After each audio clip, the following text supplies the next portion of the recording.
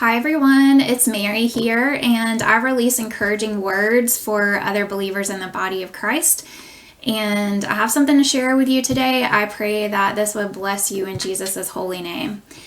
So, what I had been hearing the Spirit say is that you're just adjusting to the altitude. You're adjusting to the altitude.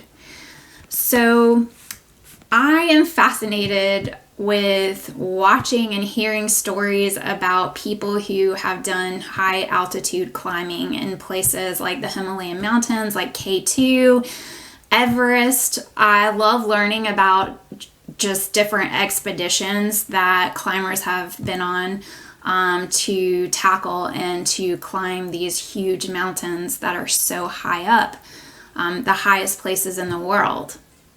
And one thing about Mount Everest specifically is that it's over 8,000 meters tall. So the summit of Mount Everest exists in the jet stream where jets tend to fly. To fly at that altitude requires a pressurized cabin because the air is so thin up there and the oxygen is so low.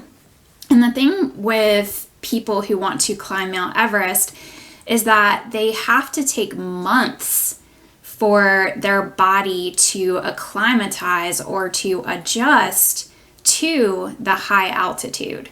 So when they first arrive, they stay at base camp they climb to the base camp at the base of the mountain. And they stay there for quite some time. It takes several months. And what they'll do is they'll climb from the base camp at the base of the mountain to camp 1 and then back to base camp. And then camp 2 is a little higher and then back to base camp. And then they climb up to camp 3 and then back to base camp. And they're in between these climbs, they're giving their body time to adjust to the high altitude, to produce red blood cells, to allow their body to be able to handle the low oxygen level and the changes that being at that level of elevation brings about to the body. If you arrived on Mount Everest and you just immediately tried to climb to the top, you certainly would die. Your body would not be able to survive that altitude without having that time to adjust to it. So it takes time to adjust. And there's many parallels between climbing mountains and between walking by faith and walking by the Spirit of God. And one being that when we walk by faith and we walk by the Spirit, we're often walking at a level of elevation, so to speak, where our flesh is not comfortable. So just like those climbers on Mount Everest, the higher they go up, the less comfortable their flesh. It gets colder, the air is drier up there, there's less oxygen. So it's harder on their flesh. And sometimes that's what it's like for us. So sometimes God has us taking steps of faith that don't feel comfortable to our flesh and take us beyond what we're capable of in the flesh, beyond our own abilities, so to speak. And thank God that He is gracious with us and that He's a humble teacher and that He's patient with us, and He takes time to help us learn to take those steps of faith and to walk in faith versus walking according to our flesh, according to what we see around us physically, but walking by the Spirit.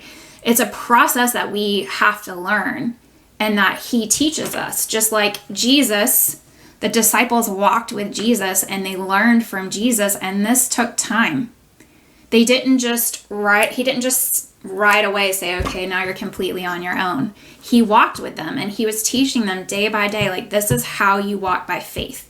and he would give them assignments and he would send them out. He would have them go out and take steps of faith and then come back, and they would talk about it, and he would share things and teach them. So he helped them to learn how to live out their faith. And another thing to know about Mount Everest is that it's actually not a difficult mountain to climb. It's not very technically difficult. There's not a lot of vertical ice you have to climb, for example. So if Mount Everest wasn't so high, it would not be that difficult of a mountain to climb. What makes it so hard is the elevation. And what the Spirit had been showing me through that is that some of you, what God is asking you to do in this season, it's really simple. Like, it's really not that complicated. Like, he's asking you to take steps, and they're really simple steps. It's not, how do I say it? It's not anything too complicated or too difficult.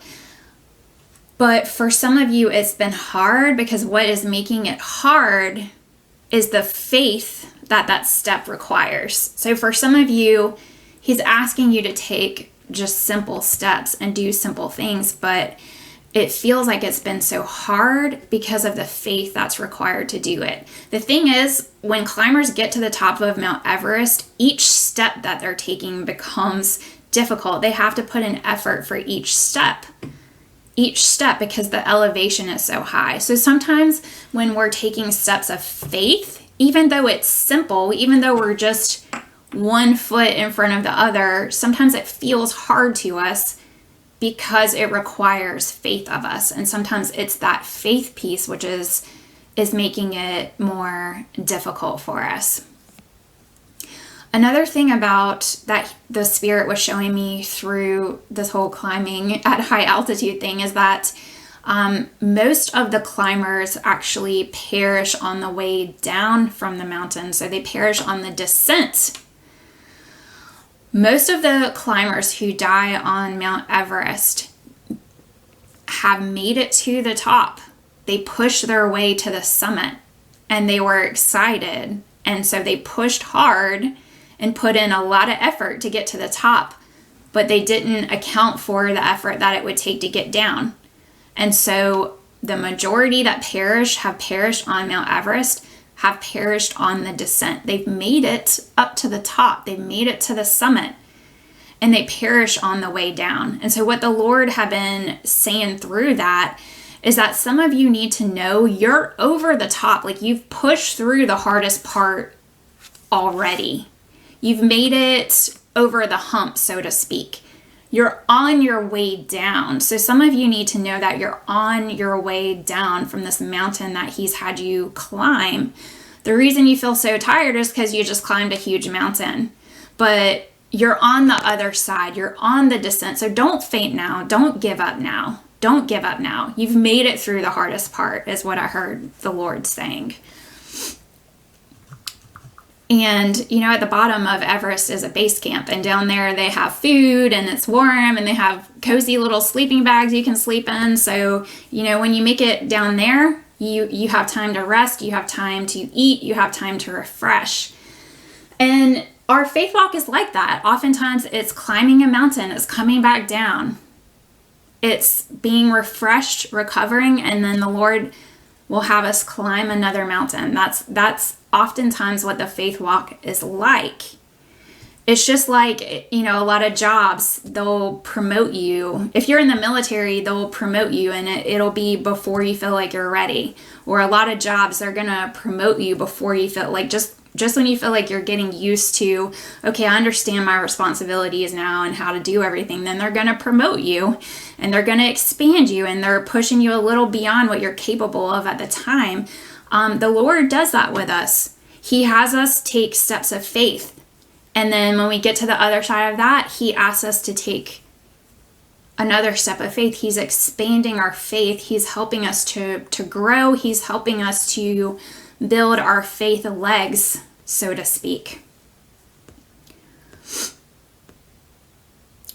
Some of you, rather than being on the other side of the mountain, like you're starting to climb the mountain, you're starting to take steps of faith, and you may have just not understood, because it's like what I was saying, where you climb up a little and then you go back down, and then you climb up a little more and then you go back down, and you feel like you're ready to just take off and you're ready to just fly and make it all the way to the top. And maybe some of you haven't understood why you've had to, go up some and then kind of retreat a little bit and take it easy, and then try again and go up some more and then retreat. So some of you may be like starting off on this journey of climbing this mountain ahead of you, and you haven't understood that process. And it's no different than a father like teaching his child how to ride a bicycle. Like, first you're going to have training wheels. Then you're going to take the training wheels off, and you're going to like hold on their back and help them and stand there so they don't fall. And then you're going to kind of let them go on their own. It's a process of learning. It's like learning to swim. A father teaching his child to swim might stand there and have them swim just a little short period. And then once they're comfortable with that, take a step back, let them swim a little farther. That's our Father teaches us that way, and He knows what we're prepared and ready for and what we're not. Like Peter, when Jesus was walking on the water and Peter said, "Lord, if that's you, call me out there where you are." Like Peter wanted to go straight to the summit. Like that was Peter's personality. Let me get there. Let me arrive on Everest and climb straight to the summit. He just wanted to be all in. That's how Peter was. And so when he saw Jesus on the water, he was like, "Jesus, call me out where you are." And Jesus is like, "Okay, you think you can handle it out here with all this wind and all these waves? All right, come on, Peter." And when Peter started to walk, he started off very excited, but then when he got in his flesh and was no longer walking by what the Spirit of the Lord and the Word of the Lord, but walking according to what he saw in his own flesh, he got afraid. But of course, Jesus caught him, because did Jesus know that Peter wasn't quite prepared to walk on the water and to be where he was and to do what he was doing? Yes, he knew. He knew that about Peter before he called him out there. But sometimes he calls us out in those places beyond ourselves. But when he does, he's just trying to expand us, and he's ready to catch us. He's not going to let us fall.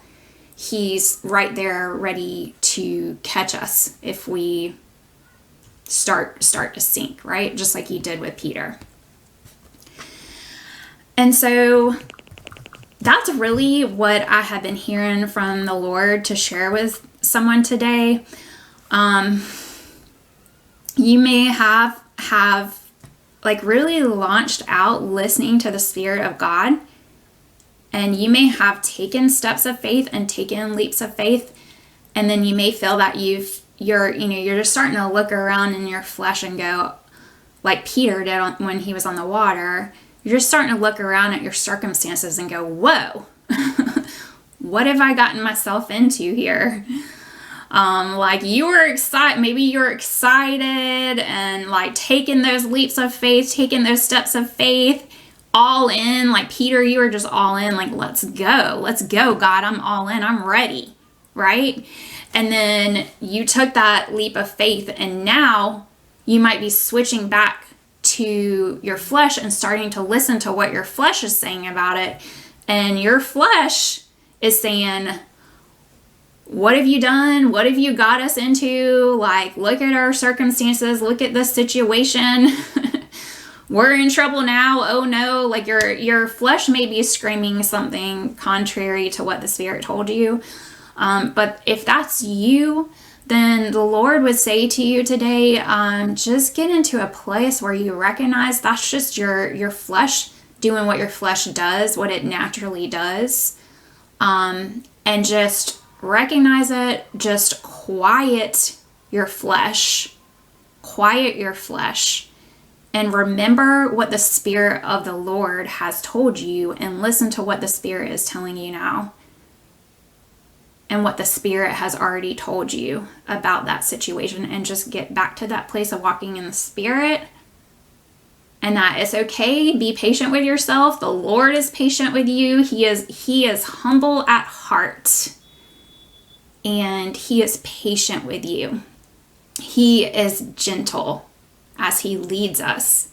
So it's okay. We're all learning to walk by faith, and it's a process.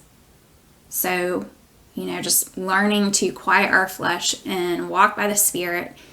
And He takes us from glory to glory. He takes us to greater and greater heights. It says in Psalm 84:7, this is talking about pilgrims to Jerusalem. It says they go from strength to strength till each appears before God in Zion. And Zion is God's holy mountain. It's the mountain in Jerusalem. It's a mountain. They go from strength to strength till each appears before God in Zion. So I wanted to bless you with that today, friends, and I look forward to seeing you next time. I pray that this has strengthened you in your spirit, in your inner man, and encouraged you that you can do this. You can do what the Spirit of the Lord has told you that you can do. You're going to make it to the other side. For some of you, you're already over and you're the other side, and you're on your way downhill. Either way, God is with you. Trust the process. And I'll see you next time. Bye.